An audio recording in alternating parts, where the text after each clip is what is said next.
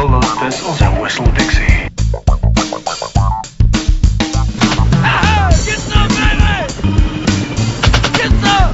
Welcome to Guns and Politics Podcast. I fucked that up. Sorry. That's the opening. There it is. There it is. Okay. Yeah. That was stellar. That's where it's Stellar, gonna. That's where it's gonna start. Right there. That's where it started. Yeah. Guns and Politics Podcast. Get some. Number 2. Get some. 10/15, 2015. So, and we have a co-host of a very attractive Russian sniper lady from Russia. That's actually from Stalingrad, during the Battle of Stalingrad, just when that picture was taken, I believe. And it's slightly enhanced with color. She's one of, even in during the Battle of Stalingrad, which was quite intense in World War II, especially for the Russians, and the Germans didn't enjoy it too much either. Right. They still, the Russians, as totalitarian as it was, as little as life actually mattered when it came to Russian soldiers, they still, took advantage of the photo op. They still realized that you could actually, motivate the troops with a little bit of, good propaganda. Like, hey guys, we're winning, and check this sexy pinup lady with the Mosin. I wonder if that was colorized. It was colorized after the fact. Yeah, it's Okay. originally black and white. So. Yeah. Our co-host there. Yeah, and I'm sure a lot of people that are into guns and whatnot know this, but for maybe those who are listening because of the YouTube channel, which is under frickin' siege right now by the your ilk, my ilk, your ilk, the troll ilk. We can get into that a little bit later, but the Russians, Soviets at that time, employed not just eye candy female snipers. There was thousands of Soviet female snipers, and they killed a lot of Germans. It's one of the things that the Germans did not take into account is the true when it came to Russia, that everybody actually was equal, and the Germans, they didn't plan on the women fighting in Russia.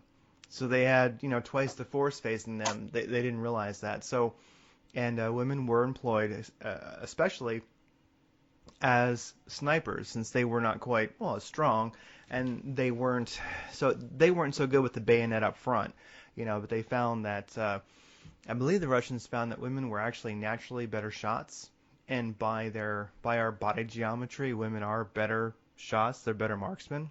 Has to do with the wide butt, basically the bigger hips. They're sturdier, and so there were whole platoons, whole groups. I'm not sure what the sizes were, but I guess they basically terrorized the Germans because women actually make great snipers. They're actually it can be argued that women make better snipers than men to some extent. So.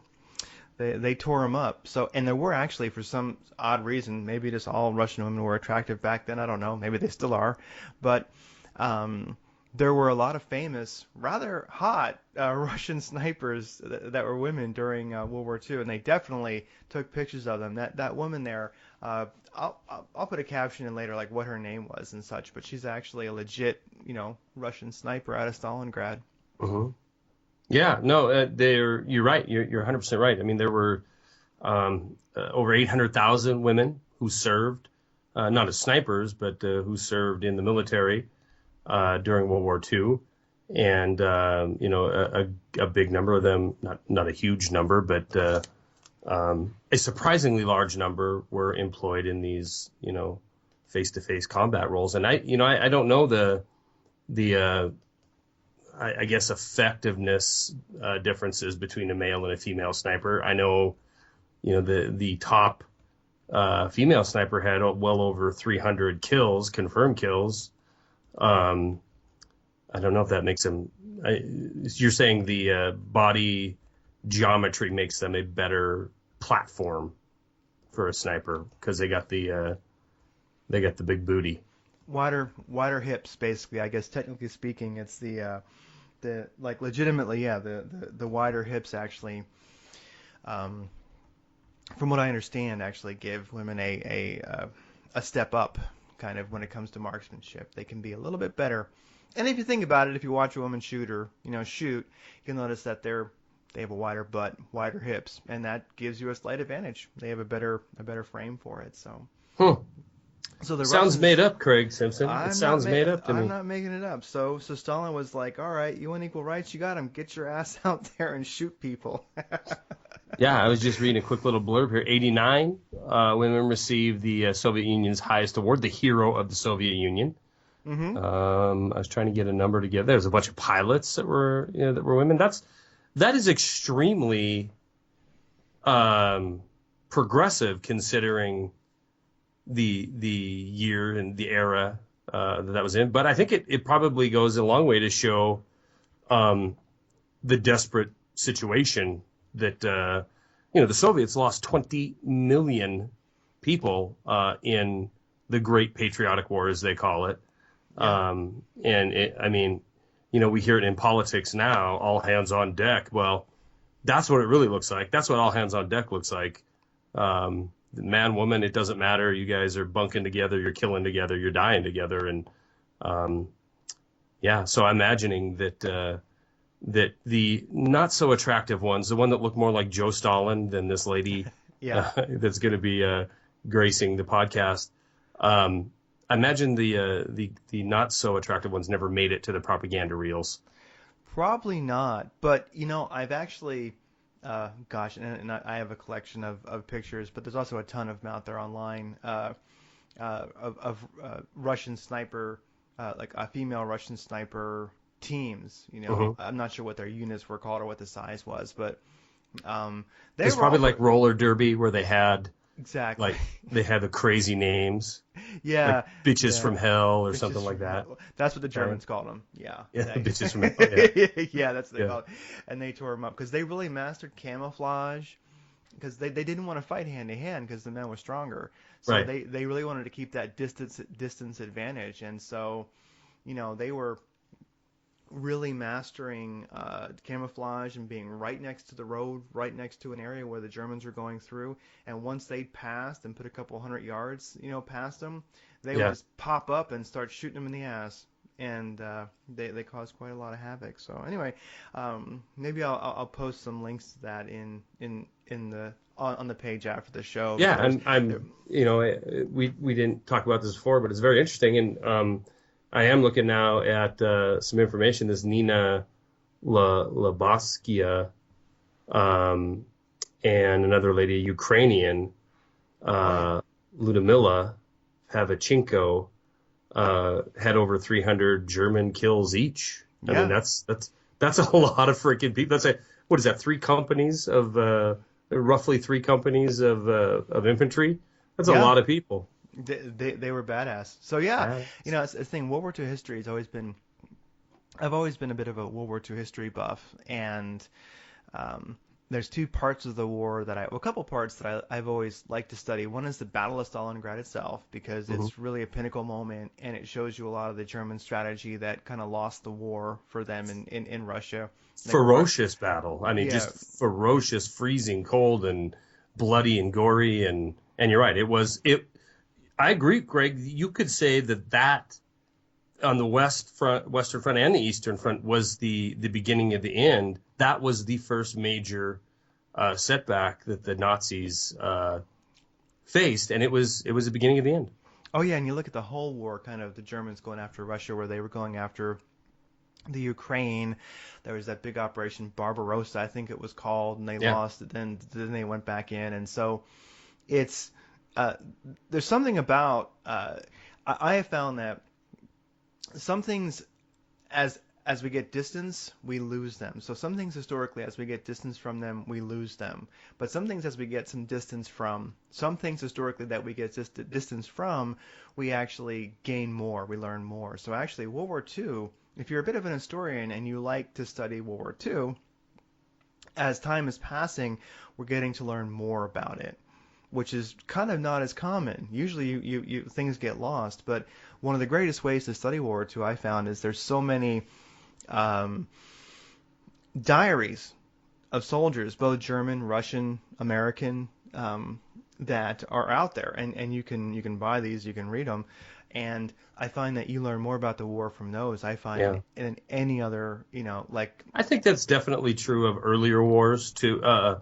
I mean, I think it's almost exclusively true of pre World War One, and even to some extent World War One, is the memoirs, the journals, the Yeah. handwritten, the photographers on the ground. But from mid World War Two, I mean, when World War One through World War Two is really when the age of recording through cameras Oh and yeah.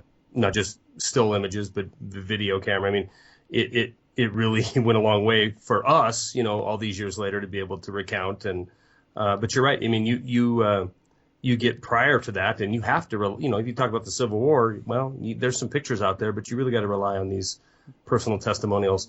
Unfortunately, what we have going for us now, if you're a history buff, is that it's not necessarily only going to be presented by the victor. I mean, you can see actual empirical evidence from the German side, from the Japanese side, to whereas if we were just relying on historical archives of memoirs and journals, man, a lot of that crap might not have survived the occupation of Germany and Japan. Oh yeah, and I think it's funny. Well, since trolling might be a topic later, I can tell you one thing. One situation where I get trolled all the time, where people give me a hard time, is if you really are a World War II history enthusiast, and uh, one of the things that I've studied is, Germany. Like, what were the people? What was the culture of the country Hmm. as Hitler came to power and before he came to power, and where did he come from? Because a lot of times people will say things. So I've gotten totally trolled and flamed for some of my statements. But one thing is, people like to say, yeah, well, uh, well, first of all, there's a great book out there called Memoirs of a Confidant, and it's somebody that Hitler communicated with a lot. That was part of his party, basically in government. I forget exactly where he's at. I'd have to grab the book, but I'll put a link in about it. But it's called Memoirs of a Confidant. It's not in print anymore, but it's an amazing book, and it covers like 1940 to 43 or something like that. And it's all this correspondence and conversations this guy's remembering that he had with Hitler, and you can really get to know Hitler, through this book, and it's really kind of a diary almost, a collection of letters. And so, if you get into reading, so if you learn about, the more you learn about World War II history, especially if you take on, Germany, Hitler, the culture at the time. Something I've gotten, geez, almost physically attacked for saying is, people love to say, well, for one thing, realize that like 15 million Germans died, and a lot of those were, and the vast majority were civilians. I mean, Right. the Allies bombed the fuck out of every city, and they didn't have to. It was vengeance, really. Those were not military targets. It's like we know about, Hiroshima and Nagasaki. Well, that isn't shit. Not to I'm sorry about that, Japan. I'm not putting it down. I know it was horrible, but compared to what happened to Germany, you guys hardly even got bombed at all. Yeah, And cities so, like Dresden were yeah. literally eviscerated off the map, and I don't know what percentage of that was civilian All of casualties, it. but it was all, Yeah. and the excuse at the time was you had to break the will of the German people, and let's face it, the as on a whole, the German people were sold out to the cause. Now, history as a vision of 2020, right? We sitting here in the future looking back, and it's really easy for people to say, well, those damn Germans, how do they get so buffaloed? And my answer simply to that is, really? Really? Oh, Look around, look at what the yeah. United States is doing right now around the world, and the majority of the people in this country are supporting it. And that's the part that I've gotten a lot of trolling on, is I'll say that, realize for one thing, there wasn't YouTube back then, okay? And the German people did not know a lot of what was going on, as far as people always bring up the Jews and the concentration camps. Oh, And the Jews. I would say that, realize German people sorry guys, from my study historically, the German people, they didn't know what was happening, and also Hitler was not particularly mean to the Jews. People tended to get along until a certain point when the Jews got kind of kicked out of Germany. And people will say that, well, the Germans kind of deserve what happened because of what they did. And I'd say, look, listen,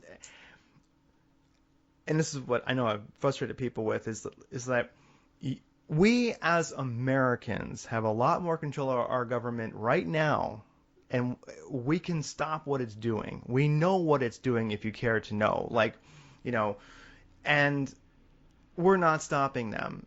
And so, like, the German people, did they have, for one thing, they didn't know what was happening, and they had less power to do anything about it than we have. The power the American people have right now to stop, you know, America's conquest it's so much more superior. We have so much more power. We have so much more knowledge. So that whole thing about the Germans kind of deserved it, it's like, and I've gotten trolled for it, but it's like, no, they didn't. I mean, honestly, I would say that the Germans deserved what happened when Russia got there and, you know, raped almost every woman in that country, literally, like when the German soldiers weren't disgusting enough. And so they actually brought in the Mongol soldiers that they had and actually unleashed them because the Russian soldiers basically weren't brutal enough. Right. You know, I mean, when they invaded Berlin, mm-hmm. it was obviously under Soviet martial law, and the law stated that if you were a German female, it was illegal for you to lock your doors at night. Yeah. And they would, it would just be gang raped and mm-hmm. and in a lot of cases murdered. In a lot of cases, it ended up with the females committing suicide. But yeah. and, you know, I don't know that. I mean, there's atrocities in war. There's no question about it. But regardless of the situation, those women didn't deserve it. And I'd say the same thing about the Russian women who were raped and Ukrainian women that were raped and Czechoslovakian and that were brutalized by German soldiers. I mean, mm-hmm. obviously, none of those people deserve that. But yeah. Go ahead. Oh yeah. So that's one of the things that I've gotten trolled on. What'd you get trolled on? Oh, well, just saying that because when you bring up that, you know, Germany, yeah, people will say, well, the Germans were, you know, those people, they wanted to, you know, kill all the Jews. They wanted global conquest, you know, because Hitler's idea ultimately was kind of an EU as it exists today, but run by, well, a Nordic, naturally, as he thought, kind of superior race. He felt that, like, people would want to be ruled by the Germans. Kind of like what happened now. Yeah, so the thing is like the EU today any more or less fucked up than his vision? Like, that pretty much is his vision. Germany is the powerhouse of the EU. Yeah. And it's it's a five. You know, people think of, you know, Germany, Italy, Spain, you know, and they don't realize that for all intents and purposes, Europe, you know, if the shit hit the fan tomorrow, right, and the whole world came flying apart, and to each, you know, everybody's on their own, and we have, you know, the United States is with Canada and maybe Mexico, you know, we're the North American unit, and we're fighting Europe for whatever reason. The EU is 500 million strong. It's bigger than the United States. It's bigger than North America, and you know, its resources are gigantic. And you know, so the vision that Hitler might have had for that area. Now, his was Lebensraum, which was, you know, this room to move, room to grow, and you know, it was for the German people, and that's why he decided he was going to start pushing east. But you know, there is that could be a whole entire program. Might be a good one to look at the causes, the real causes, not the cookie cutter bullcrap that we get for the start of World War I as well as World War II, because just like there is now, you know, just like Eisenhower warned us about after World War II, there was a very much dedicated agenda, and you know, World War I was like the first dazzling and titillating propaganda campaign against the American people by the American government in order to, you know, lull them into a war. And what's interesting to me, Craig, is you compare to now, just 100 years later, where we'll give up our individual freedom and our rights at the drop of a hat. We don't even care. We just, whatever. It is what it is, and I got to do this to be safe, and I got to give my financial future away so I can make sure that my portfolio stays healthy. But in the time of World War II, or World War I rather, America was very much, first of all, it wasn't a global superpower. Second of all, it had more of an isolationist type of policy, and there was no appetite for us being involved in a foreign war. And I always, think back to what I've learned, because history was a major of mine, and where I grew up in copper mining city, Butte, Montana. During World War One. There was so much dissension, so much angst in the populace that the government literally put army on the streets with fully automatic.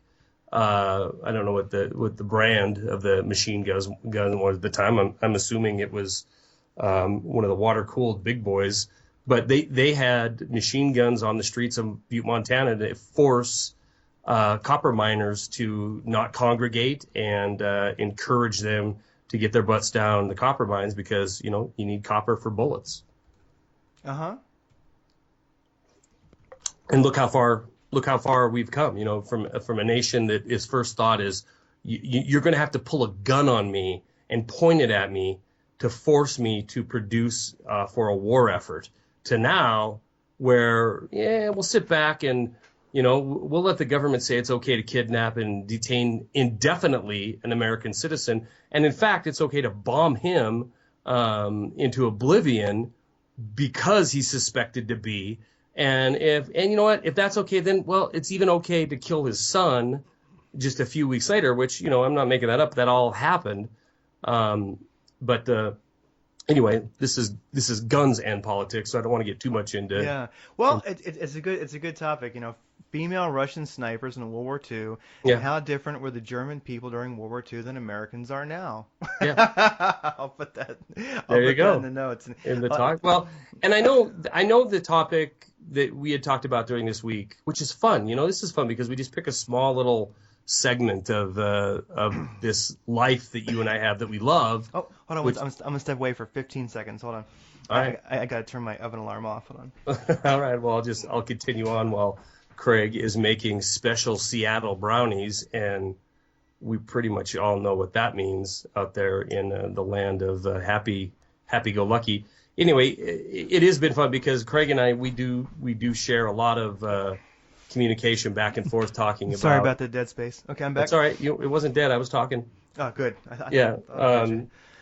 We spend a lot of time communicating about guns because we're both domestic terrorists, and we have a lot of guns and we love our guns.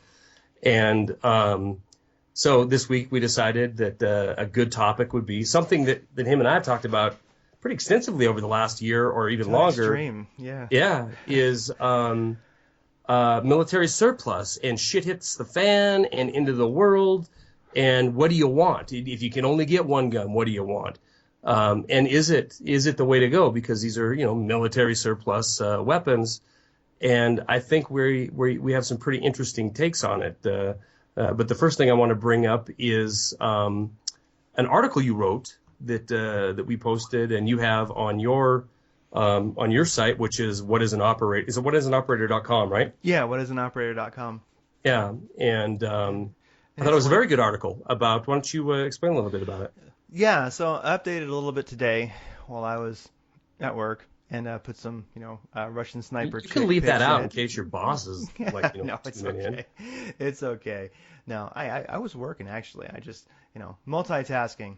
Yeah. So but the idea is, the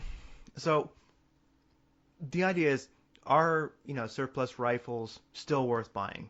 Traditionally they've been really inexpensive. You could go to a gun show, buy an SKS, buy a Mosin, or one of those two. I'm going to use those because they're the most popular and prevalent today, I think.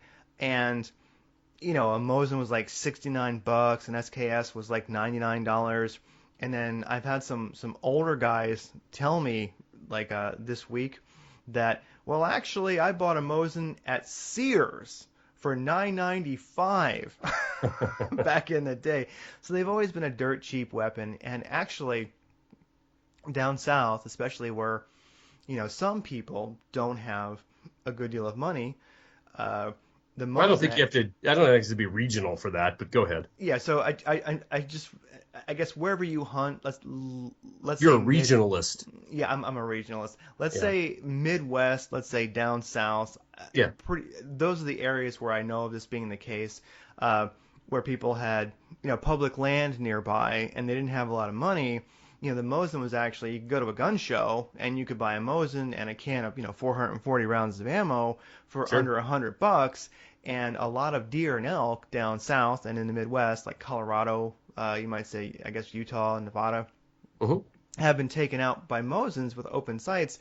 It actually was kind of the poor man's hunting rifle, because the thing about the Mosin is it has sights that are actually meant to be used at a distance, where many Yes. rifles don't have that. So just ask a female Russian sniper in World War II. She can tell you that hitting a Nazi at 1,000 yards. If she can get off her big fat butt, she'll tell you. Yeah, I mean, hey, but it's definitely, I mean, a Russian butt is actually better than a tripod. Anyway, but anyway, so the Mosin is great, and when it's inexpensive, it's great. The SKS is great because it's semi-automatic, got a 10-round integral magazine. Hmm. It could be considered. People use it for hunting. It's a fun rifle. Well, It's I don't want to and- gloss over the Mosin. I don't know Yeah. if you have a list you want to roll down, because Pretty much the Mosin and the SKS are what I focused on. Okay. And yeah, go ahead. well, no, I want to chime up on the Mosin a little bit. Yeah, because, go ahead. Yeah, do it. Because I own a couple of them. In fact, I almost bought another one today, Doomer Craig. Oh, right on. Yeah, it was an M44, and for those of you who don't know, it is still the Mosin Nagant. It's basically a 9130, but it's their carbine length that they had developed for, I think, initially cavalry, and then paratroopers as well. But so it's your basic Mosin Nagant, except it's about, I don't know, probably 12, 14 inches of the barrel is lopped off. And it's kind of a cool little rifle. Those M44s, and then, when we say M44, 9130, okay, there's many offshoots depending what Soviet bloc nation it was made in, or, if it was made in China by Norinco or whatever. But in a nutshell, the 9130 is a standard infantry rifle, and then this M44 is going to be the airborne rifle, and they had come with an attached, kind of like the SKS, in a lot of cases, the attached bayonet. And Craig, this one I was looking at today, and I've been looking at for a while, is in pretty pristine condition. A lot of the reason for that is it wasn't built until 1948, which, obviously would have been long after the end of World War II. But I find it interesting because when I first went in, I check pawn shops all the time. I'm always looking for Mosin parts, and that's another reason why this program's happening tonight, because the reliability we were going to talk about a little bit. But when I first walked in there, he had a price of it of $369. Now, there's no conceivable scenario where that, compared to a modern rifle, that Mosin, taking away the cool factor, the World War II era, the Soviet aspect of it, just the cool crap that goes along with having a historical piece like that, that's uncalculable. But comparing, if I was going to buy a rifle for general purpose use, there is no way on God's green earth a Mosin Nagant is worth $360 whatever dollars he was asking for it.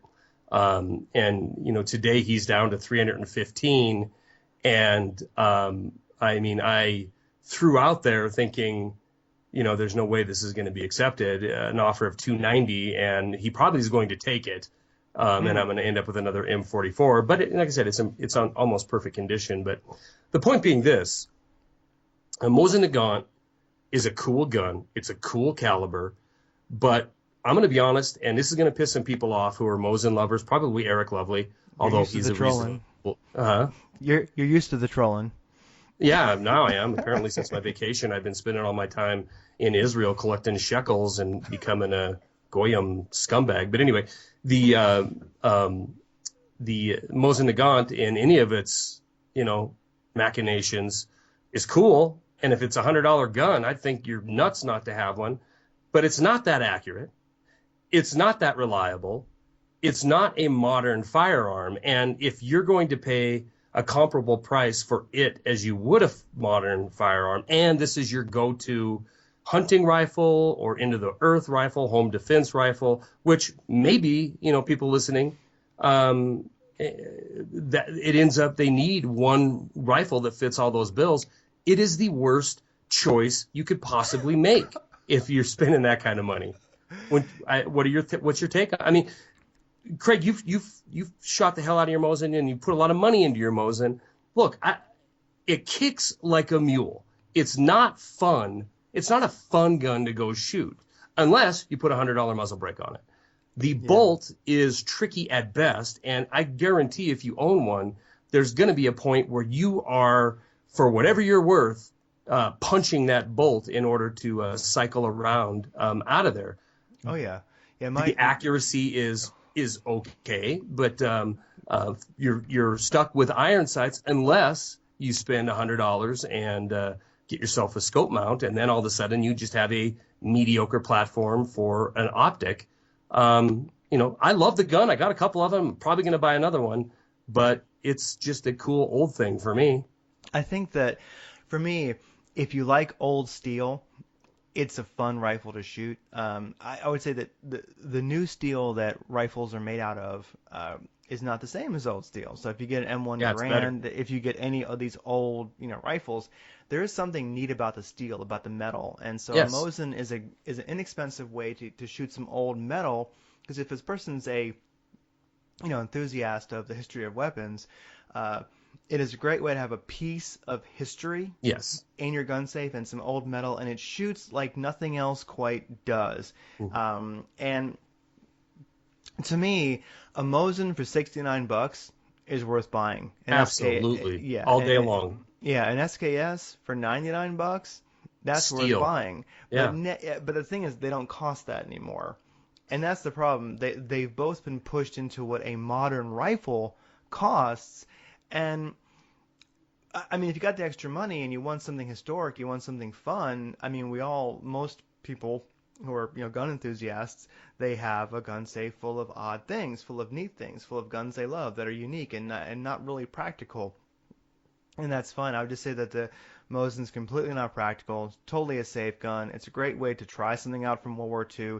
They are badass to shoot because you think about, that those things, you think about where it may have been. It's fun to look at Mosins and then research the markings on them and see where it's been. Like mine, I love that kind of stuff too. Yeah, looking at the cartouches on them and like mine never went to war. It changed hands once between armories. Never went to war. It lived his whole life in Finland in an armory. And so if you have a perfect barrel and all matching parts, your Mosin, I found that mine is pretty accurate.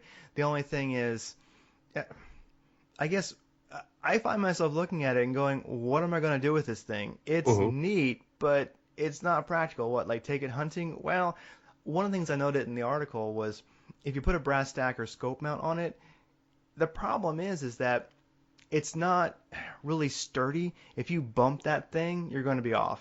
Yes. And so, what good is it? So it seems like to me, if you can find a Mosin for, under $100 or not much more than $100, or you find one that you like that costs a couple $100 and you want to spend the money, buy a Mosin, buy it for fun, but it probably has absolutely no practical application. I mean, and like I don't see. Yeah, go ahead. I agree with your assessment 100%. I don't think it's a good platform for an optic. It might be okay for like a red dot if you were, going to mount it like you would a scout scope or whatnot on there for a home defense, but it's not that I don't think the 7.62 54R round isn't capable. It's it's a 30-06 basically, So it absolutely is going to take down any animal that's on this planet. It could be a good home defense gun. And if you can get the rifle and a Spam can full of surplus ammo, for $200, then you're nuts. And you're on a budget. You're on you don't have the kind of money to go buy a brand new modern rifle and then a buck around for the ammunition. And you're trying to put all your eggs into one rifle basket. Oh yeah. And you could do it for $200. I think it's a great idea. I would just say, when you do that, go ahead and realize you have a 100-year-old gun almost. Everything on it at any moment could potentially break on you, and something probably will. I've never had one that hasn't had something go wrong.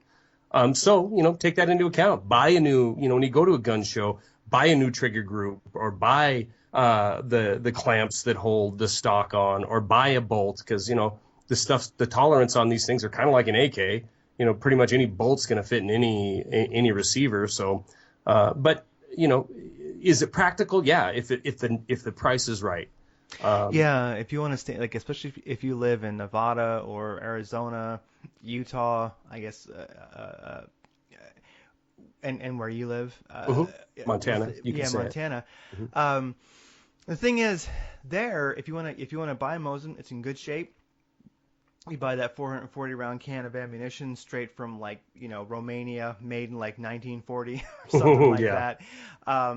Then, and you want to, like, use your steel sights, just leave it as it is, as you bought it, and shoot some targets at 200 yards, 100 yards, and just enjoy just shooting it. I find a limb saver really helps if you stick one on there with a recoil. Have a great time, yeah. But it's kind of like, I look at it like going to see a movie. Like going to see a movie these days costs a lot of money. So I look at it, but we pay for it. It's entertainment. So I think a Mosin is entertainment, and it's some badass history. And when you shoot one, every time I shoot it, I can't help but think about sexy Russian snipers in Stalingrad. No, I just mean the Battle of Stalingrad. You're talking about the women, right? About the women, yeah. Yeah, okay. Yeah. No, just kidding. So I think about... There's a certain respect I have for that rifle. I mean, when you think about, the Germans had superior weaponry by far. Yes. And the Russians held them back pretty much with a musket retrofitted with a bolt. With a bolt. With a bolt. And that's Craig, amazing. I need you to talk for 15 seconds because I got an alarm going off. I'll be right back. Okay, no problem. Yeah. So while Charlie runs off briefly, I guess we can segue into the SKS to keep things moving. So the SKS it really was the predecessor of the AK-47. A different person made it. It looks like an AK-47, but there are two different people actually manufactured them. I mean, two people designed. There's a different person who designed each. Sorry. And the SKS is semi-automatic, unlike the Mosin, which is bolt action. The SKS holds 10 rounds. It's got an internal magazine, so you can't switch mags.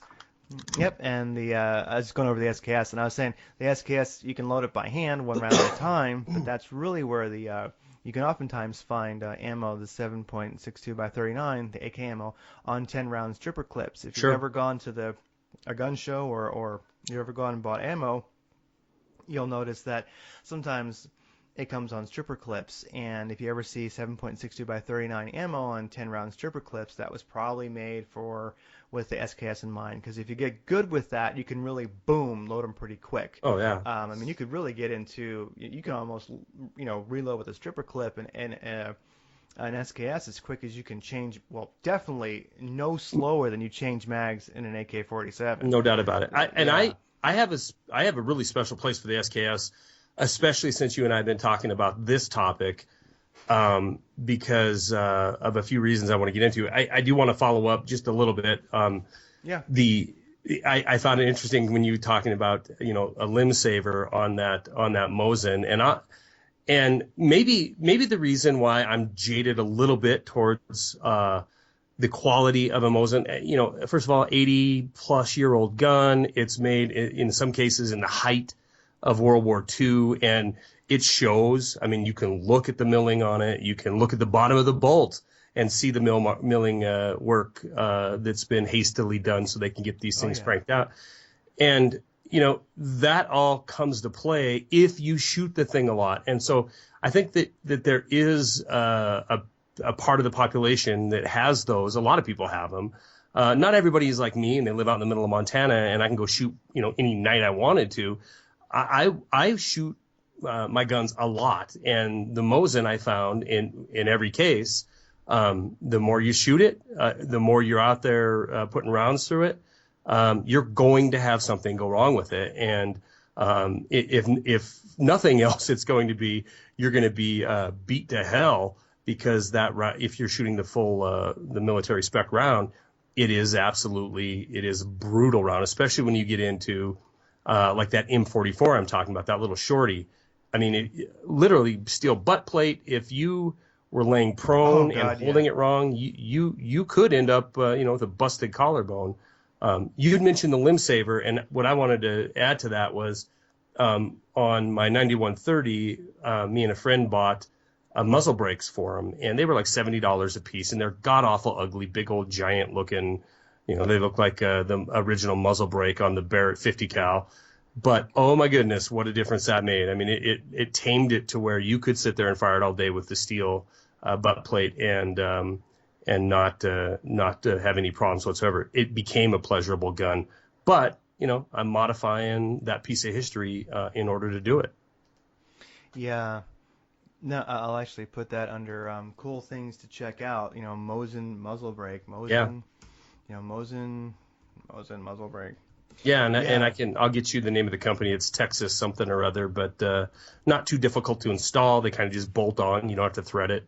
And I think it was $70 or $80. And I would say it brings the recoil down to a level that is not much greater than like a 243. I would say is what it feels like. And then if you have a nice limb saver on there, you wouldn't feel a thing. Yeah, because the stock is kind of short on a Mosin, and same really as an AK and an SKS. Yeah. They have these short stocks, and so I mean that might make it a lot more pleasurable to so shoot your vote, for sure. So your vote on the Mosin as a general all-around rifle, I guess GP, general purpose. We're going to defend the home with it. We're going to bring home deer with it, and we're going to fight the next American Revolution with it. And it's a good choice for that. If it's how many dollars, Craig? Under 200. Under 200. I agree with that. Yeah, I think it's good. And sometimes I have seen people send links to me where they're somebody's selling a batch of Mosins from somewhere for $100 each. So I bought them for $75. I mean, they're I recently bought a sporterized one for $75 and turned around and sold it for $150. So I was going to keep it for parts, but yeah, and a year ago I bought one for $125. So they're still there, but if you go into your gun store or pawn shop that carries them and buys them, it's pretty hard to see them for under $200 anymore. Yeah, I mean, I bought one that I consider pretty perfect. It was really all matching numbers, very pretty. Yeah, it's a nice looking Mosin for sure. And it was like $169 at Cabela's. Cabela's got a big shipment of them in, and that one was the best one out of the batch. So no, actually, what caught my eye was that Cabela's got a big shipment in, and I forget what they were going for, but I found one on the other side of the rack that I thought got misplaced, and I picked it up, and it cost a little more, and it was actually a private sale. And so actually I got mine from somebody, I don't know who it is, through Cabela's, and I got kind of a beautiful one for $165 or $169. So I'd say, How long ago was that? Oh gosh, 3 years ago, something like that. I would say that maybe 2 years ago. I'm not exactly sure. So I would say that, I got one within 2 to 3 years ago that is probably as nice as you're ever going to find one for $169. So I mean, it is something to go out there and bargain hunt for sure. It's just tough because when you start looking at limb saver, muzzle brake, it's almost like the moment. Another caveat I would add is that if you can find it for under $200 and you just want to shoot it with iron sights and you can find a nice can of, ammo for it for a good price, then go for it and have fun. But the one thing is, part of the surplus rifle, part of the reasons that one of the reasons, I think maybe the biggest reason that the surplus rifles were so popular was, well, yes, they were inexpensive, but also ammo is cheap. And now, I don't know, I don't see Mosin ammo as really any kind of a deal. No. I'm not seeing the 1,000-round cans for $99 anymore. And Right. I think it's been a while since then. So if you look at a Mosin, I don't think you're going to get Mosin ammo any cheaper than 308 ammo for the most part, as far as like just garden variety, cheap, If you do stumble, and I still see them, if you do stumble onto a spam can, what is it? Is it 470 rounds in there? Is that I what think that is? like there's one that's like, I think one of the ones I see often is 440 rounds, Yeah, and 440. those really are the surplus, like from back in the day Right. boxes. Those are going to be cheaper than even at like a Tula or Silver Bear or whatever. Which is The 308 costs. Yeah, they're going to be less expensive, but those are becoming fewer and farther between. Not to mention when you do decide you're going to shoot that ammo, it is really old and it's corrosive, so you're going to have to me those spam cans are kind of what's going to hit the fan someday. So I'm just going to keep this in. This is going to go in in the pickup or in the camper. Along with the Mosin, right? Shove it in the corner, and I got something if I need it. Yeah, I think Mosin's like back when you were buying them for $69. If you wanted to, I actually don't know anybody who's done this. And if I have done it, I wouldn't admit to it. But I actually don't know anybody who has ever buried a rifle and ammo like in a PVC pipe. Yeah. I don't know anybody who's done that. But, if you wanted to do that and you had a place where you really thought it would not be disturbed, that would be the gun to do it. and you could find one for $69 and you could buy 1,000 rounds for, $99. That now maybe you're talking, Yeah, as long as it was still in its original Cosmoline, I think you could pretty much just throw it in there in the dirt. They can dig it up in 1,000 years and Yeah. you're like, oh, look, it's still perfect. So when you bought your Cabela's Beauty, had it been cleaned up or was it a Cosmoline nightmare still? It still had some Cosmoline on it. Okay. So somebody had cleaned it some. Somebody definitely shot it, but the rifling was perfect. The thing was in really, I'd say, pretty much perfect condition. Mm-hmm. But there was some Cosmoline. I boiled it. Yeah. I actually put it in boiling water, and that's how I got it, clean. That's the only thing that really got rid of it. And also, if you like surplus weapons, I hope you like Cosmoline because you're going to become, intimately acquainted with Cosmoline. Yeah, it sucks. That's for sure. But it is. I mean, it is the reason why we can get 80-year-old weapons that it still works. are functionable. Yeah, I mean It works. because they're packed full of Cosmoline. Yeah. Yeah, I'm agree. I'm going to say that on that same question, what's the value of it before it's not worth it? I don't even know if if you're going to get it and that's going to be your primary weapon, you're going to want to shoot it and be proficient with it. So I don't even, if that is your general purpose weapon, not your collector's item or anything like that. I almost think it would be impossible to buy a Mosin Nagant 9130 with full strength ammunition. I keep saying full strength because you can find surplus target ammo. I don't know if you've ever fired that, Craig, but it's just a really low powder load, and you have virtually no recoil with it, and that's fun to shoot. But I mean, you're not getting true representation of distance and power. But if you're going to be shooting regular size, what are they, 150 grain bullets? You're going to have to do something. You're going to have to get a limb saver on there or a muzzle brake. If you want to shoot it more than 3 or 4 times on an outing, because it's just, I'm not a tiny guy, but it hurts. It hurts. And, things that hurt, you tend not to shoot as much. So I'm thinking 150, let's say 175. I think it's a way to go. If you find one for 175 or less, then you should snap it up and then own yourself a Mosin Nagant. But I love the history of them, but we're talking a little bit more practicality now, and it's hard for me to see. Well, here's an example. Here's why. Before the program tonight, I went down to a sporting goods store that I've made a lot of friends there because I bought a lot of guns there. But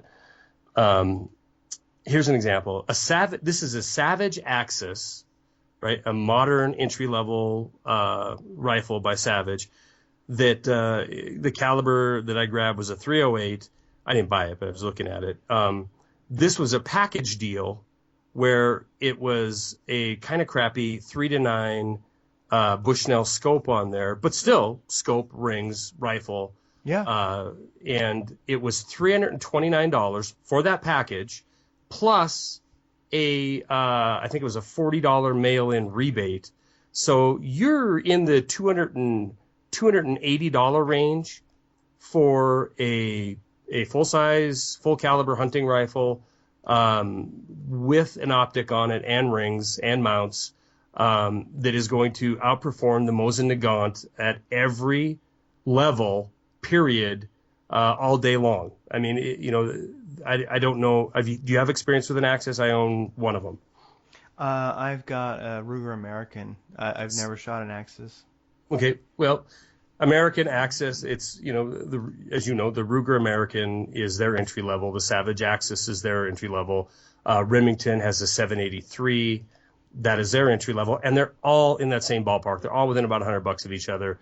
And they're all just the cheap plastic stock. But I own all three of them. I own an American, I own a 783, and I own an Axis. And they're all of them are incredibly accurate guns. And I was going to say for the money, but just take that out of there. I mean, they're just an accurate gun. The triggers on them are a whole universe away from what you're ever going to get on any Mosin Nagant trigger, even if you spend the money to put in a high-end, aftermarket trigger. That's $100. Yeah. Yeah, and the Savage Axis AccuTrigger is amazing. It's an amazing trigger. The American has a really, really good trigger, and the 783 is also a really good trigger. So, $280, you're getting an excellent rifle, a decent scope, and something that's brand new out of the box. And I think it's going to be really hard to beat that deal when you're looking at a Mosin. And that's the thing. And one of the things that I didn't look at when I put together that article was prefab packages, because those usually are the best deals. Right. So you look at it and you go, okay, so you can get a Savage. I haven't shot one of those, but I've held them. Mm-hmm. And it seems like it's, the equivalent of the Ruger American. I mean, yeah, and they're a little bit cheaper price-wise, but yeah. Yeah, so that's the thing is, and I like the Ruger American trigger. I like the kind of secondary safety it has on the trigger. Because when you're hunting, you're carrying it around, with the safety on, and I like that little bit of extra safety on a hunting rifle. But one thing also when it comes into I just thought of this, is that if a person was thinking about a shit hits the fan rifle, I still think about the Ruger 1022, and if you get a takedown, so if you get a Ruger 1022 takedown, it kind of folds in half, comes apart, and you can buy one of those with iron sights on it that are actually sights that do work. And I see one like at Bass Pro here for $349, and you could probably find a better deal. So, like if I was thinking about a shit hits the fan rifle, I mean a takedown, I can carry in my backpack. No one's going to know that I have it, and I could also carry like 500 rounds, and it wouldn't even be that heavy.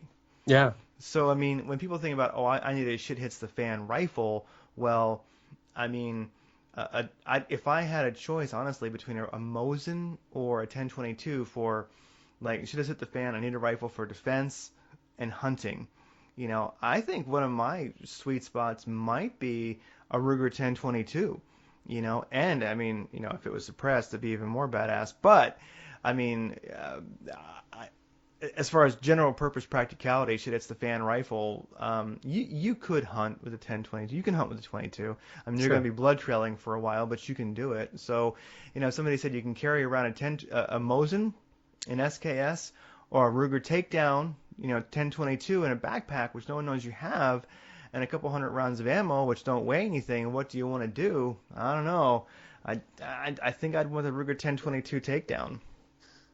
Well, I guess I don't know. I mean, I do love 22s. I think they're outstanding. And if it was just an accessory, right? Like you're trying to survive, so you're out, you're hiking or camping or whatever, and the gun is, your primary mission isn't defense, right? Your primary mission is survival. Mm-hmm. Then I think you're right. And I, as far as hunting with it goes, well, it probably opens up more doors than it closes, because you're not going to shoot a grouse with a Mosin Nagant. Well, you can. You're just not going to have anything left. You're not going to shoot a goose or a duck or something like that with one, because it's just going to obliterate it. So, yeah, you're going to, it's going to be a really difficult challenge if you bump into a moose or something with your 22. But overall, I think I'd have to agree with you. Just its compactness, it's lightweight, it's at the end of the day, the firepower of it, of a Ruger 10/22 is pretty impressive when you think about just even 10-round rotary magazines that are I don't know, which could you fit, 5 or 6 of them in your pocket alone. Yeah, and you can get 30-round magazines that work pretty well. Yeah. For it. Yeah. And you can stay on target. Like if you had an optic on there, a red dot, or you had a scope that would work Mm-hmm. at close quarters and out to a distance. I mean, let's say you do level on a deer, and this is kind of shit to hit the fan. So you're not exactly hunting as responsibly as you usually would. You're gonna Sure. get your first shot well placed, and you're gonna shoot the crap out of it and keep it in your sights. And you could Right. you could do that with a 10/22 and a nice scope. Yeah, I don't. I mean, it's certainly not ideal. I mean, No, not at all. Yeah, I mean, you'd almost. I mean, it'd almost be incumbent upon you, not for any kind of humanitarian reason, but just for common sense, that if you're shooting at an animal, a big animal like that with a 22, you're probably going to want, to try to get in a position where it's a headshot, because A, you need that food, or you want to be out there doing that, and B, I think a body shot is going to have a high probability of wounding it and maybe never seeing it again, or whatever. I know this, that I've shot, I believe I've shot 3 deer and 1 antelope in my life that I have found slugs in, that I've found bullets in. And wow. None of them were 22. They were, the guess is anywhere from a, 243 on up. I know one was a 30-30 round because it was like halfway intact.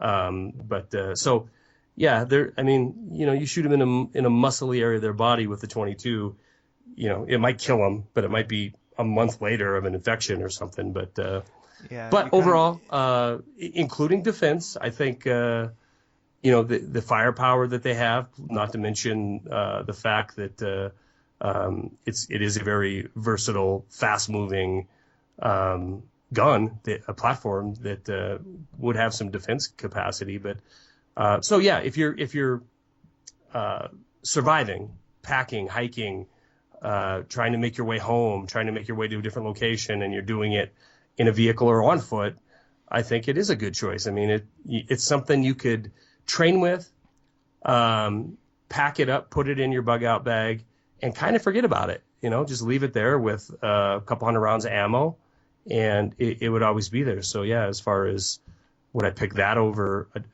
even not a takedown, you could put a folding stock on one and have it super folding stock, yeah. Yeah. You can use good ammo. You can use your nice CCI Stingers. You can use your good ammo. You can put an optic on it, and you have a pretty good rifle. So let me say this. I think that's a good point. Wait, what did you want to cover? Something else? I was going to say I was going to bring up the SKS, but no, go ahead. That's where I'm going, is the SKS. Okay, SKS, and that's for me. I think you and I might differ here a little bit, because for some reason, not for some reason, I know the reasons why. I do think the SKS is going to be worth it a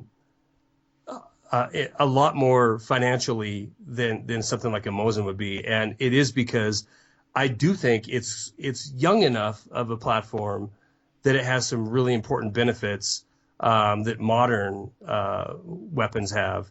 You know, it is semi-automatic. It is Russian, so it is ridiculously reliable, ridiculously tough. I believe they're, you know, just from what I've owned, I think they're more accurate than an AK platform. People talk about the 10 round, and don't worry about that because you can replace it with a 30 round magazine. But to me, that would be a waste. And one of the biggest benefits of that rifle is the fact that it has an internal 10 round magazine. And if you stop and think about it, I don't know how many people have ever done like a full ammunition loadout. You know, if you're in the military, you've done it. But you know, those magazines weigh a lot, and a 30 round AK magazine isn't exactly the most ergonomic thing to plaster 10 or 12 of them on your chest. No, not at all. Yeah, so the SKS does weigh more than an AK-47. I think that is negated if you put everything on a scale. If you put nine magazines on a scale and that AK-47, I think all of a sudden it becomes, you know, about a moot point. Packability. You're talking about the 1022 because you can kind of covertly pack it around. Yeah. Yeah. The SKS, you know, if you don't have that big 30 round mag hanging off of it, you don't have the grenade cup launcher on there or the bayonet on there. It kind of just looks like a regular rifle. I mean, there's nothing really, you know, shocking or oh my God, he's got a black gun type of thing going on there. It looks just kind of like a hunting rifle. It very much does. Yeah, but if it hits a fan, you want to shoot a deer, you want to shoot an elk, you want to shoot a moose, if you want to defend your camp or your home, you got some pretty good resources there. 10 rounds, quick reload with stripper clip. You can have several hundred rounds on you. And because they're light, they can just fit in little ammo pockets on your body. And a self-contained magazine, you don't have to worry about losing. So I think the SKS is a real winner. That being said, you used to be able to buy them for $100, $150, $200. But now I don't see any for. I did a little research and I was looking online just to see, okay, what could I buy? I went and I looked, what could I buy one for today? You know, because I know you're always going to find like a good deal here and there, but I was like, okay, let me look online. What can I buy one for right now, like that evening? And I found that I was finding them between $300 and $450 where I could actually buy them on Gunbroker and such. So I know you can do better, but you're looking at, you know, I went and visited some people here in Washington who were selling them, and they all wanted like $450 for nice ones. Yeah. So to me, it seems like looking online, and then also previously looking around Washington, looking at some people's SKSs who were selling them, it was like between $300 and $400. And I know there's the occasional deal, but I'm not really finding an SKS that's in good condition that like I'd want to buy for less than $300. How about you? Are you finding them or? No, not at all. In fact, I recently just found one at a local pawn shop, and they wanted, I think, $350 for it. And I mean, it is literally the worst stock I've ever seen. I want to just beat to hell. And I mean, it was just generally ratty. I'm sure it's still operated and everything fine, but yeah, it was $350. And to me, that thing all beat to hell. Stock-wise, I'm speaking of the stock, at $350 is still a better value than a Mosin at $180 or $200. So Mosin as a novelty rifle that you like the history. You want to shoot some old steel. You want to keep the steel sights. You want to go out in the desert and shoot some bowling pins at 200 yards. Great. Practicality possibly zero. So the SKS actually does have some modern practical applications. Yeah. Yeah, I'm on Arms List right now, just looking at the Romanian SKS. This is in Ohio, $400, $550 for a Yugo in Pennsylvania. So yeah, and there's no, and the cool factor. And I guess there's cool factor. It is good to know, because if you're bumping around your local pawn shop or looking online and you see, an SKS for $200, then you probably should think about picking that thing up. But and nothing looks cooler. I mean, I tell you, I don't think there's any rifle that looks cooler with a bayonet than an SKS. I mean, Yeah. just I gotta throw the cool factor in there. If you can find one with the non-spiky, like the blade, like a like a K-bar looking bayonet, they just look so totally badass with that. So I gotta throw the cool factor in there. But see, the issue I have with the SKS is I like it. It's wonderful. I think in general it may have better ballistics than most AKs, but then again with AKs you can get quality barrels in some of them. It depends. There's different. So just same as with an AR. I mean, you can buy a cheap barrel or a nice one. So I'm not sure if an SKS is any more accurate than an AK with a nice barrel, but in general, when I've shot the SKS, it seemed like more of an accurate rifle. Yeah, It seemed that's like been it my was, experience. Yeah, it seemed like it was made to be a rifle, where the AK took on it was a new generation of like the short range fighting rifle. Even though that's what the SKS was, I think it still had that kind of Mosin tendency of being a rifle, where the SKS was like no, where the AK was like I'm going to shoot you at 100 yards. Right. So with the even look at like a lot of times the stock sights that came with the SKS, they went out to a couple hundred yards, and so it was meant to still reach out and love somebody. So I like the SKS. I love it. I'd like to have one. I really would. I don't. I would love to find one. If I found one for, I'm gonna say under 175 or at 175, and it doesn't have to be beautiful, but in good condition, basically. An SKS I'd for buy it. 175? If I found one at 175, I would have it. I would buy it. But Yeah, you'd be crazy not to. I just Yeah. don't think that exists anymore. And that's the tough thing, because when you start getting into like the price that SKSs are going for right now, especially nice ones, which Yeah. are like cost their weight in gold, you can buy an AK. You can buy a Century Arms. You're getting What is there, it? for sure. Like what is that one? The Century Arms, very common as The new Wasser Century 10. Arms, that's 100% American made. They had them at this gun store I was at today, and I wrote these numbers down because I knew we'd be talking about it. But that all American Century Arms, no sale price or anything, was $649, and that's not even a great deal. That's just a deal. I mean, it's just a normal deal on them. So yeah, and if you're paying $400 for an SKS, is it worth the extra $250 to get up to a regular AK? I don't know, and that's why SKS is so weird to me, because I think in some respects SKS is a better rifle for the things we're talking about. For a shoots the fan rifle, it's awesome, because Yeah. I mean you can. It's a good hunting rifle. It's a good defense rifle. It's still awesome. It's still an awesome rifle, but I mean I've seen AKs for $499, $599. I mean, I've Right. seen them in gun stores for. I mean, the price is really coming down on the AK. So, and of course, I'm sure most people listening know, but an SKS and an AK-47 are the same caliber, and so Right. the AK-47's got detachable magazines. You can use a 10-round magazine if you want. Keeps it really low profile. Some AKs look a lot like rifles, and some look a little bit more nasty. But I mean, if I had to pay $450 for an SKS, or $499 for an AK-47, and it was my It's the Fan rifle, then I'm going with the AK, because that really is. I mean, it's still the AK-47, even though it is an old rifle at this point. I think it's still a modern fighting rifle. I mean, it's still used all over the world.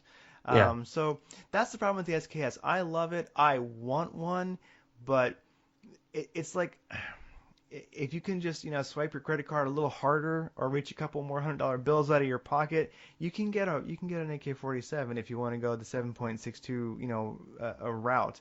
I mean, or once you start getting into 300, 450 out of the box, I mean, for an SKS, if I look at a little article that I wrote, so let's say looking at SKS between 300 and 450 just to get the rifle, no optics yet, you can get a Savage Axis. I saw those for $630. I saw them for $363, and you put a $100 scope on there.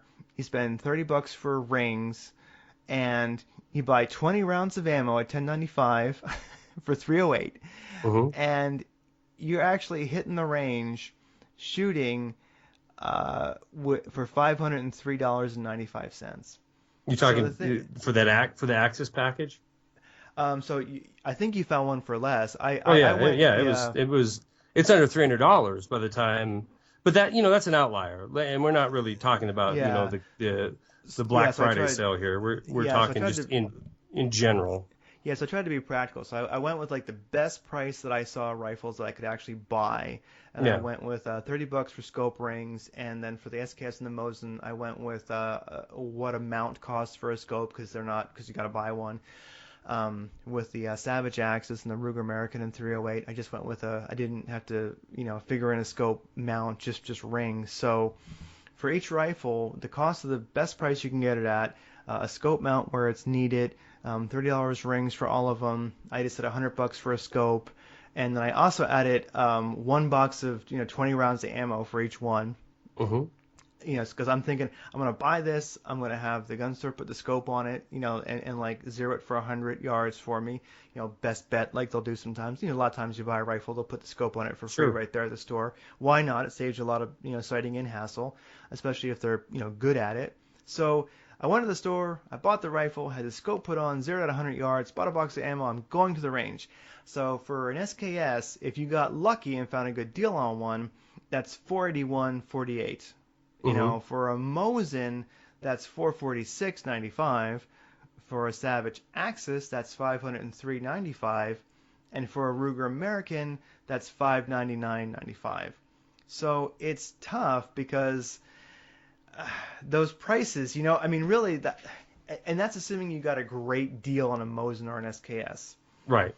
Best deal, best practical deal you're going to find. Yeah. And so it's like, it seems like when you take into account reality, where you probably won't get the best deal for your SKS or your Mosin. No, let's just say it is the best deal. Yeah, the best on deal. The Mosin and the SKS versus just the average deal on a modern rifle.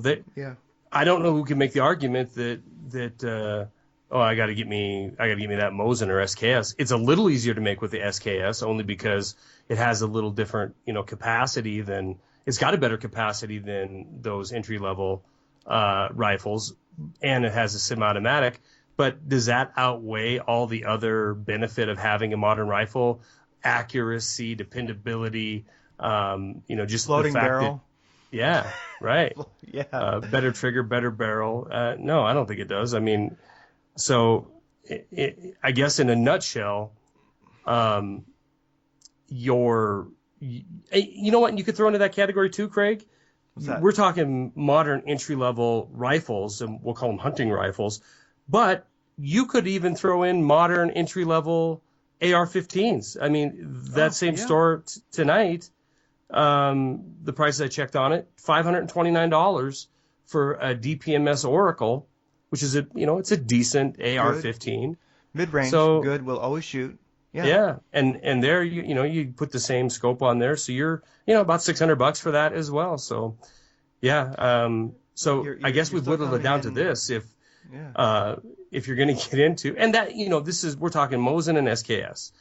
Obviously, there's a billion other surplus. The Springfield 03, the Garand, and the list goes on and on.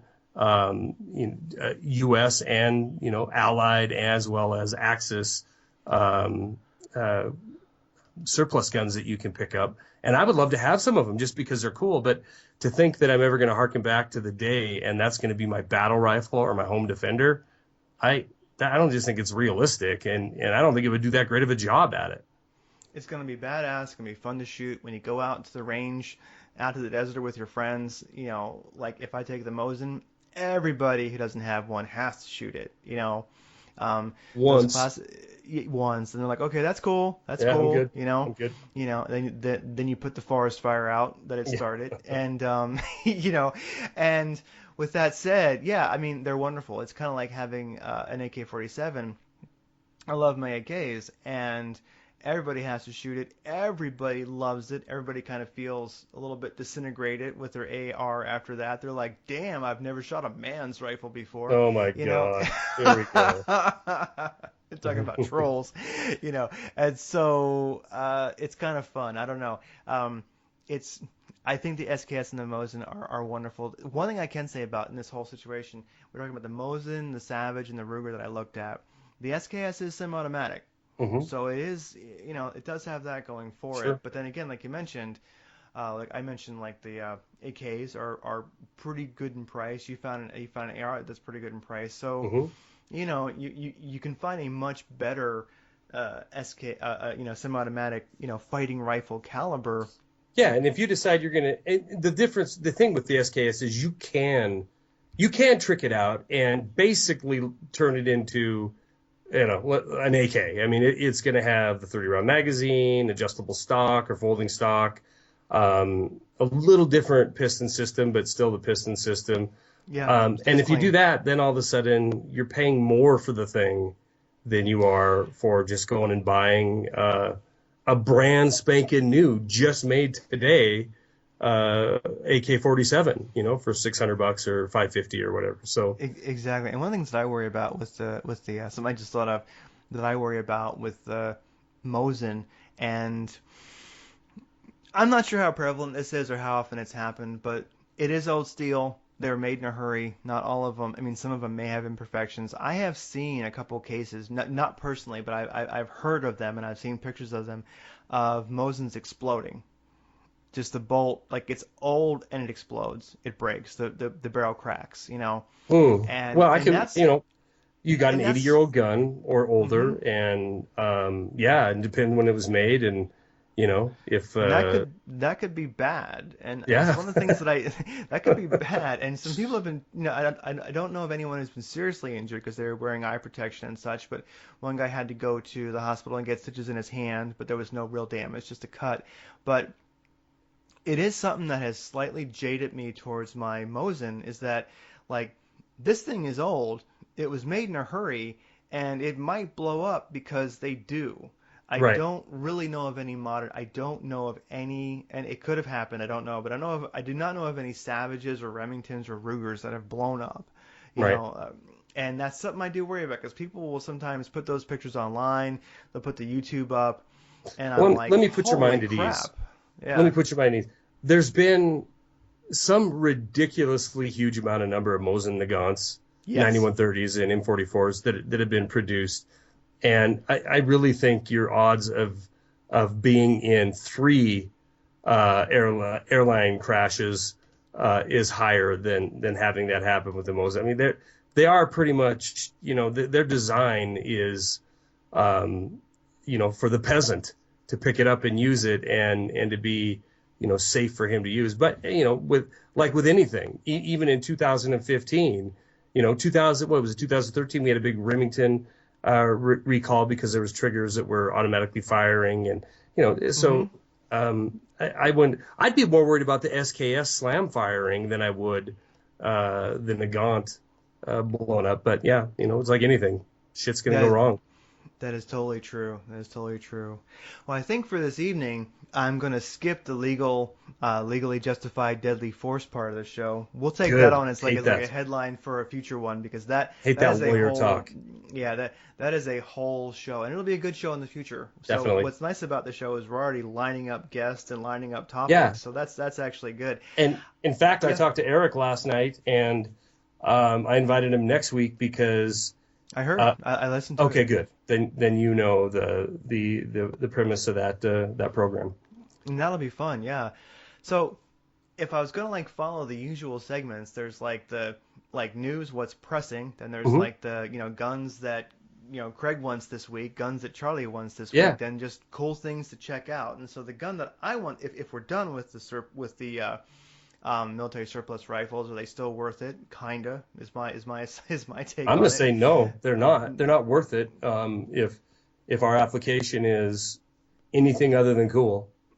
Other than fun and shooting some old steel, Yeah. they probably are not practical and they're No. not cost effective. I think when their cost effectiveness went away, when Mosin started costing more than $69, and 1,000 rounds of Mosin ammo was more than 99, and then when the SKS was more than 169, 150 or $99, I think unfortunately, to me they lost their magic because that was what they really were worth. They were Yep. inexpensive and fun, and now they're not. Um, so the gun that Craig would like to have this week, and it's there on the site. If you refresh, I put it in there. Smith and Wesson model M&P 340. So Smith and Wesson.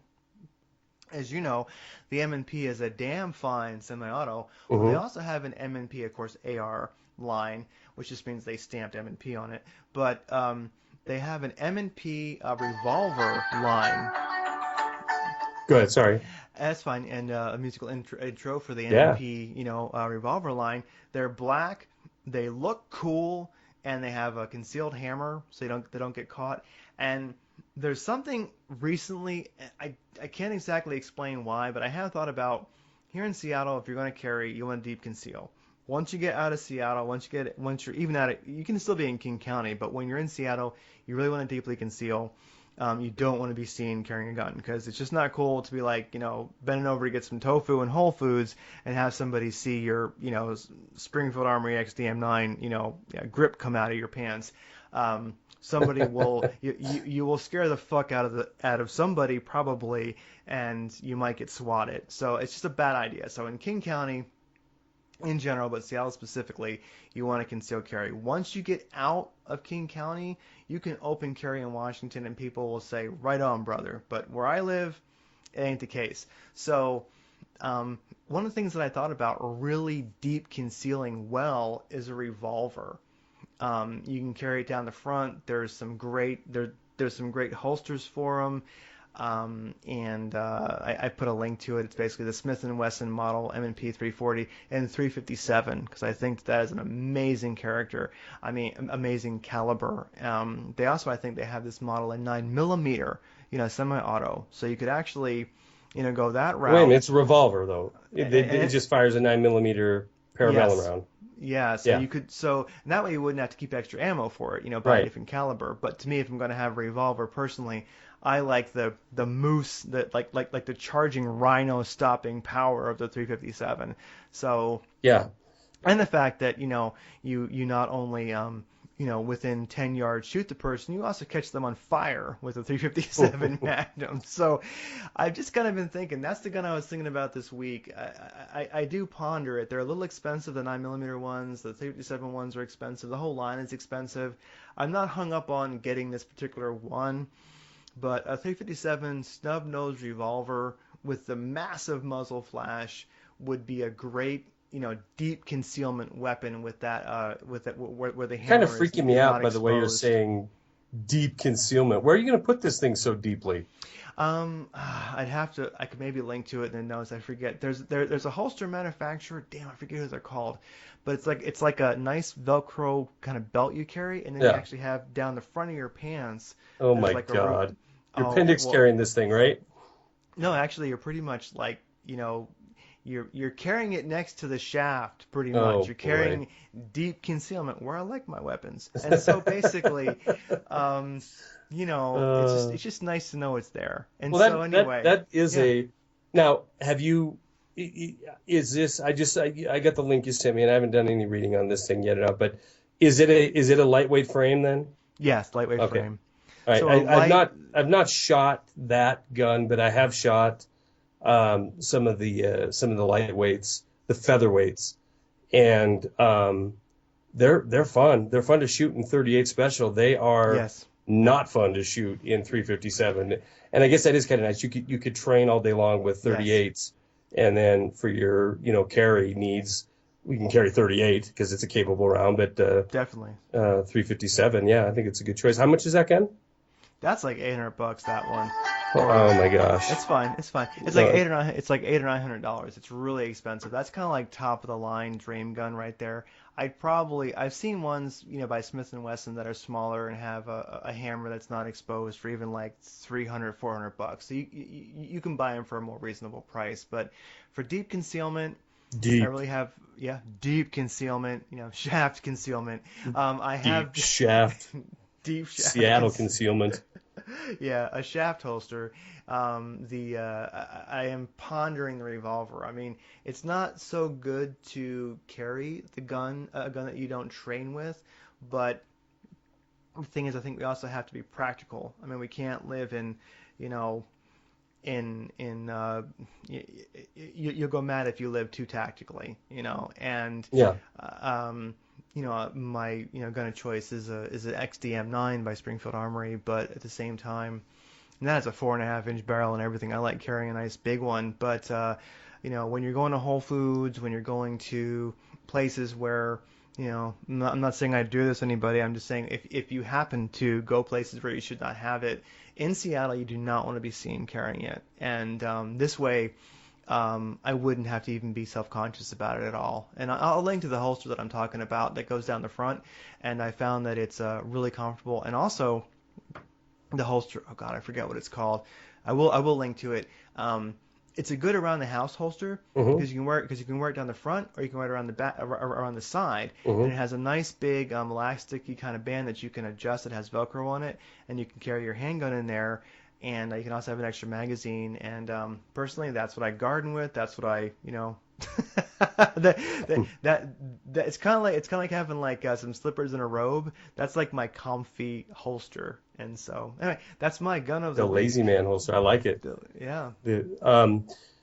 Well, that's a good choice. I think those are kind of cool, and you're right. I do like that for concealed carry because, it's flawless. I think cops would say that's a backup gun, but super light, super concealable, and they are kind of cool looking. They're kind of throwback cool looking.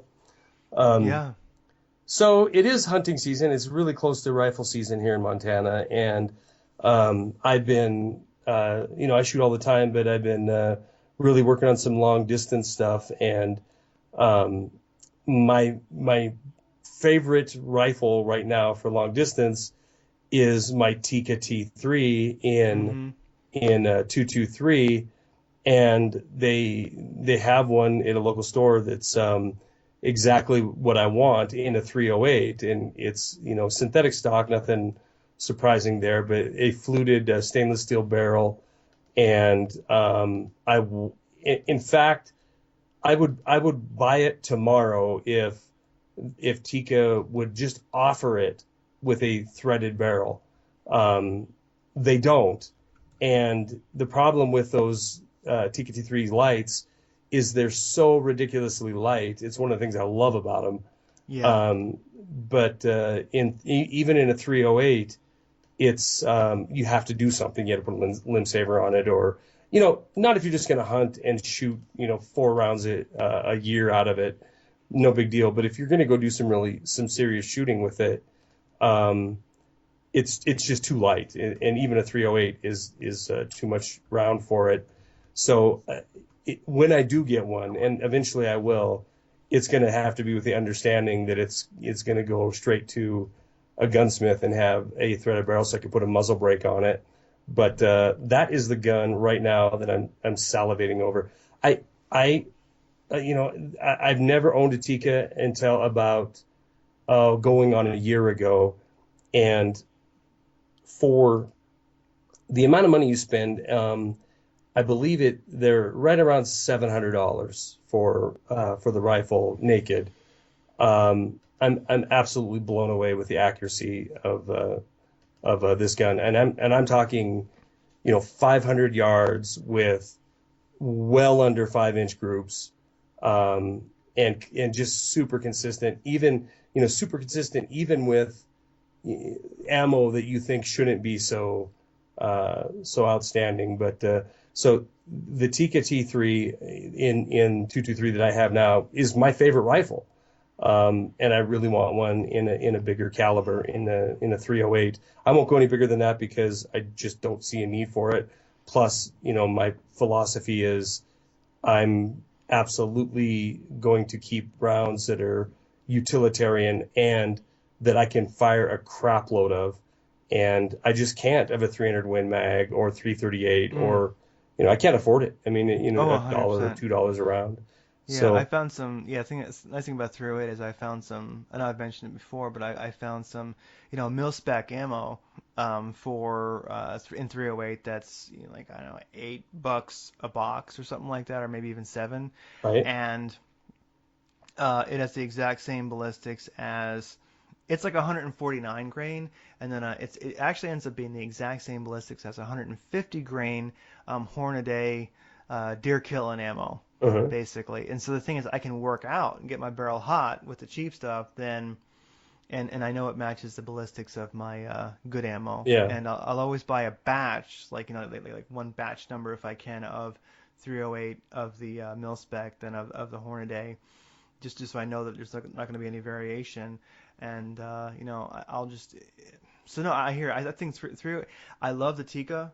They're wonderful rifles. I know somebody's got one in 270, Hmm. and it's a really sweet rifle. I mean, I almost got one instead of my Ruger American, but I got the Ruger American instead. But I could see myself one day graduating to a Tikka because they are, like as we're talking about, modern rifle versus surplus. If you wanted to get a modern rifle that is, well, really really nice. I mean, you start looking at a Tikka, what, 600-700 bucks, and you've really got a fine barrel Right. and a really nice stock, and you got something that it's going to shoot better than you. So Absolutely. so really, yeah, The firing group, the trigger on it is amazing. Just yeah, right out of the box, it's right out of the box. And I hate people say sub MOA, blah blah blah, but it is an MOA rifle right out of the box. There's no question about it. And I will say this about the synthetic stock on it: the American, the Axis, the cheap Remington, any of the entry level stocks that I've owned or shot are kind of crappy. they're crappy. They serve the purpose of if you're packing it on your shoulder to go hunting. Yeah, My Savage as well as my American, as soon as I put a bipod on them, it has greatly affected the accuracy of the rifle because it's caught when the weight of the gun is causing the stock to touch the barrel. I will say yeah, in the Tikka, it is the synthetic stock. It almost feels like a wood stock, and it's almost as rigid as a wood stock. So and I've got a bipod on mine, and I've got this 223 on 10-inch steel at 600 yards, and it didn't affect it not one bit. I mean, it stayed free floated, and yeah, I totally. mean for it if you're, I mean the Ruger American Axis and the 783, they're great guns. In fact, my son's 783 I put into a Boyd stock, and it does absolutely fine out to 400 yards, no problem at all. So I mean, if you're just looking for a hunting gun, or even a budget gun that's a home defense slash hunting slash into the world, I don't think there's anything wrong with any of those entry level guns. But if you're looking to pick up a gun that you can go out and shoot 200 or 300 rounds in a weekend and just have a blast with it and see how good you can get, you're right. It is going to be a better gun than you, and you're going to have to work to Live up to outperform it. that gun. And it's not that much Yeah, more expensive, for another couple $100. You're getting into it. I think you no, would no, have to definitely. spend. What do you think? You'd have to spend. You're probably spending another $1,000 above that Tikka to get something that's going to be noticeably more accurate and more reliable, I think. I say 1,000 or two. I mean, the Tikka, it's one of those situations where, yeah, Tikka's 600-700 bucks, but I really think you're getting a $2,000 rifle. I mean, I think they're a good deal for the quality because I mean, in the end, I look at like with shotguns. I do a lot of trap shooting and duck hunting and such, and in the end, a shotgun is a pipe. I don't care how much you spend. I don't care how much you pay for it. To me, they're all about the same. But there are slightly variances. There are slight variances in the quality of that pipe, and there's variances in the quality of the choke, and it does make a difference. But with the rifles, I would say that all the entry level, Savage, Remington, Ruger, their threaded pipe is pretty good quality, good enough. Um, but when it comes to like, is the barrel really floating? It's like, it's a kind of floating barrel. You put it on a tripod and it's not so floating anymore. But the Tikka, for the price, you're getting the whole package. You're Yeah. getting an extraordinarily good quality threaded pipe, and you're getting a stock that really truly is going to offer you a floating barrel. And I don't know. I think you're looking at a good deal of money before you get better than a Tikka. I think they're a well-priced gun. I think I they're do a too. deal. I think they're a deal. I I do think too. they're a And deal. I mean, obviously I can go buy a custom stock, an Accuracy International or some other high-end components to put on there to make it a $2,000 rifle or $3,000 rifle. But no, I think for the money, it's hard to beat them. But then again, I think it's for the money, it's hard to beat a Savage Axis, Yeah, because you're under it comes down to $300 for yeah. a damn Oh good yeah. gun. It comes down to how good of a shot are you really? Uh-huh. I mean, it's like I would say that maybe getting past 400 yards, then you're going to start to see that real accuracy of the Tikka come into play and start to shine. Yes. You're gonna notice there's a difference between that and a Savage or a Yes. Ruger. Yes, and I But can attest to that. I can put a 10-inch steel plate at 350 yards, and with the Savage, I can be all over it, consistently. And if I miss, it's going to be me. yeah, And I put it out to 600 yards, then the accuracy of the two guns is absolutely apparent. comes into It's play. still within the operating parameters of that Tikka, and with the Savage, it's kind of getting out to where I'm sure people are listening and thinking, "Bullcrap! I've got my Savage Axis out to 1,000 yards." I don't doubt that for a second.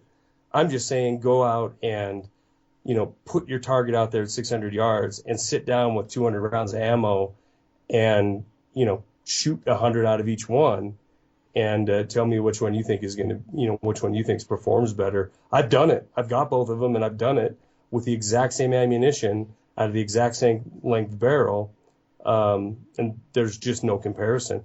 300 yards, who cares? They're both going to do great. Yeah, 600 definitely. yards, it changes it quite a bit. Yeah, and once you're getting past 300 yards, you're that's a whole different world. I think there's a certain world up to 100 yards, a certain world out to 300 yards, and after that, then, well, you're getting into marksmanship, and, if you actually are shooting that far, then maybe the expense of the Tikka probably isn't such a big deal because you're working out. You've put some effort into it. Yeah. And then, so last part of the show, if we're, it's just, I got to wrap it up. We've been Yeah. going for a while, Hour but 40. cool things to check out. So send me a link to the Mosin muzzle brake, Yep. Mosin muzzle brake. I'll put that on there. And also, I was going to say, cool things to check out. Here's an odd topic, but I'm going to throw it out there because I think it's valuable. Gas masks, people. Oh my God, you're weird. I know it's kind of prepper as crap, but Yeah. look, gas mask. You can buy a gas mask that's surplus old but never been used in plastic with a decent with a filter that has never been used. Is pretty much as good as the day it was made. I linked to two of them: a Serbian Yugoslavian gas mask and a Russian military gas mask. Mm-hmm. The Russian military one even has sizes, so you can fit it to your infant who can operate if you're a proper prepper, and and somebody who's larger. So you're looking at $20, really for a gas mask that actually works. And if it's CS gas, if it's whatever the situation is. I mean, if you happen to just be in your city and you're just a peaceful protest, the next thing you know, the tear gas is coming, you can put your mask on and you can get out of the way. Or I don't know. I just think that when it comes to preparedness, and maybe they're just kind of fun, who knows why you might need it. I mean, I actually found that strapping one on was good once when I was cutting up a tree because it was getting my allergies going. Of course, I'm surprised the neighbors didn't call the cops. I think I terrified them. There's a psycho in the backyard cutting up something with a gas mask With on. a gas mask. Yeah, so, but look, really, I linked to them, and $20. And you have Oh, a that's real cheap. gas mask that, yeah, I mean, people oftentimes don't realize that you can get a surplus gas mask that has never been used, brand new in the plastic, for $20. And you know what? There was a time when we thought, all of us, many of us, if you're old as Charlie and I, and you've seen Metallica in concert, like basically You've probably walked by a Mosin for $69 at a gun show. You probably walked by an SKS at a gun show for $99. Don't walk by a gas mask for $20. Because I think they may be the next thing we're talking about. How much, what would you pay for a surplus gas mask? Well, I don't know. If it was under 300, I'd go for it, So Well, it's something to think about. Yeah, and I guess it is something that I've not thought about. I mean, I don't know what the particulate count is, but like in my emergency supplies, I have some beefier masks that have filters on them, but I don't have a bona fide military surplus gas mask. I don't know. I don't see why not. If there was some kind of an event, it is something that if you needed it and you don't have it, well, it's going to suck. And I do remember, Craig, in Gulf War I, we had three different times we were told it was false positives, but we had the chemical biological detectors, that were set out 100 meters, I believe it was, maybe it was 500, in front of our perimeter that went off. And I do remember the terror of the first one, because you're donning your gas mask, after you freshly have been explained to what it's like to die from a nerve agent attack or something like that. But $20, why not? If nothing else, you could wear it to Halloween. Oh yeah, and if you want to get those kids out of your yard, I'm telling you what, and that'll do it. Yeah, it'll do it. And also, because I had my atropine, auto injectors, and the Valium. Tupan and atropine, yeah. Yep, had those. And so yeah, I remember that in Gulf War I, where we went to MOP level 4 a couple times. Yep. Because my group where I was at quite a lot was actually stationed next to a frigging oil refinery, and every night they tried to hit that thing with Scud missiles. And we were constantly going to MOP level 4. We had like a Scud missile actually land like 500, I think, feet from our camp, and a lot of things like that happened. And so I was certainly glad to have my gas mask. If you ever need it, you really want it. Even, here's one. Let's say you live in an area where a forest fire could happen and you have to evacuate. Yeah. You might be able to breathe. So anyway, $20, if you're kind of prepper-minded, why not have it? It's fun. And then my last thing, and this is something that actually Charlie can speak to for sure. I like it. Actually, I think Charlie turned me on to it, is just Forgotten Weapons channel on YouTube. What incredible historical fun and cool love that shit. channel. Yeah. Yeah, Forgotten Weapons.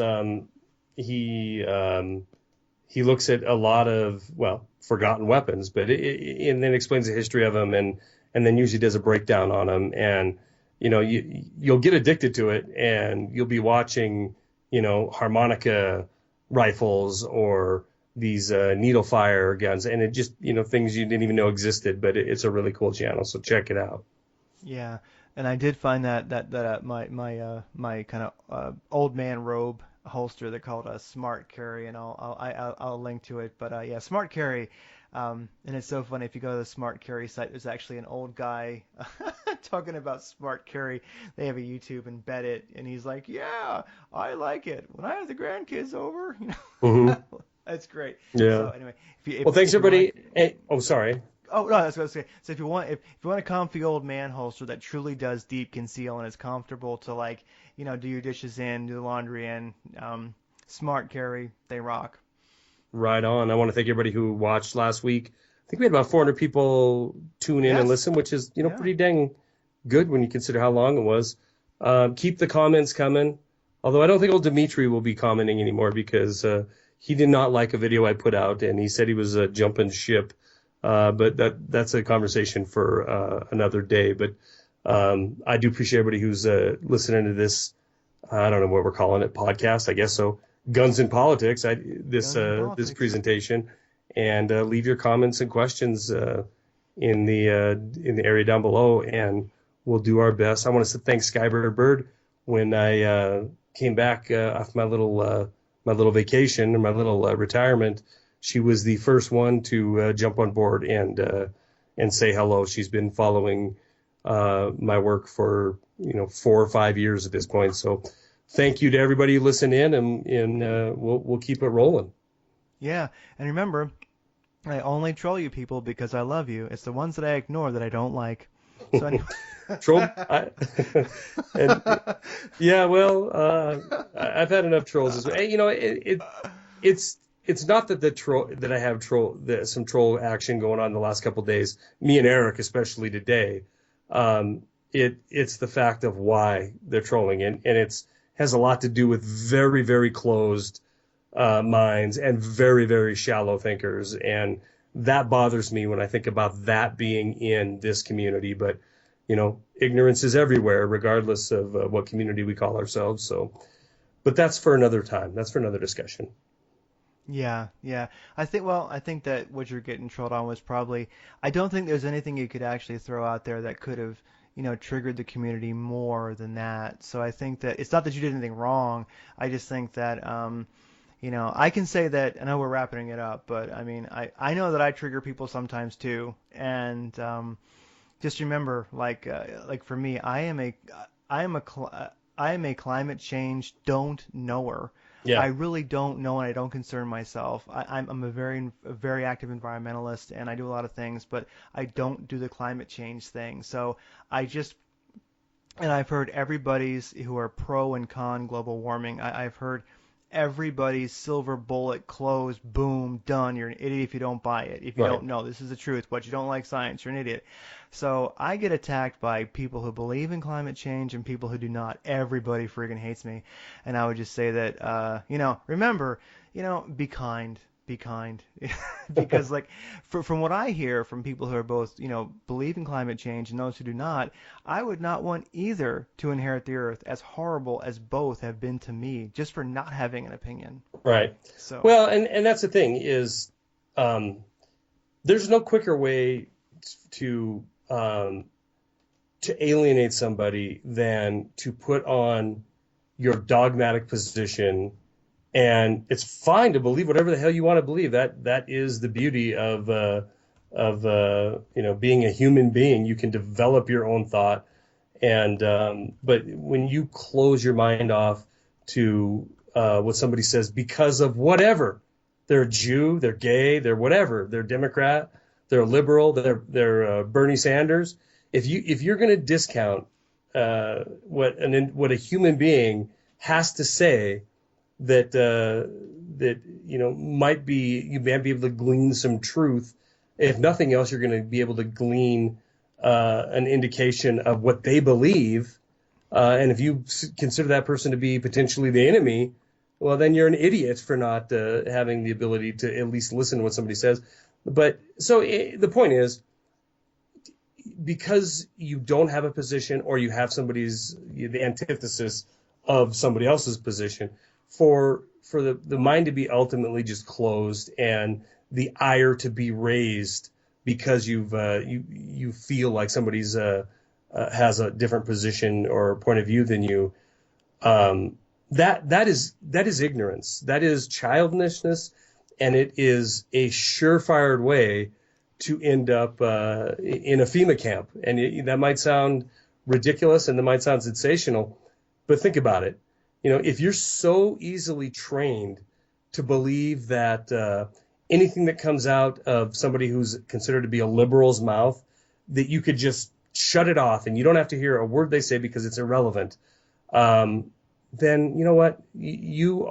I'm sorry, you're sheep. Just like what we claim the population to be that isn't so-called awake.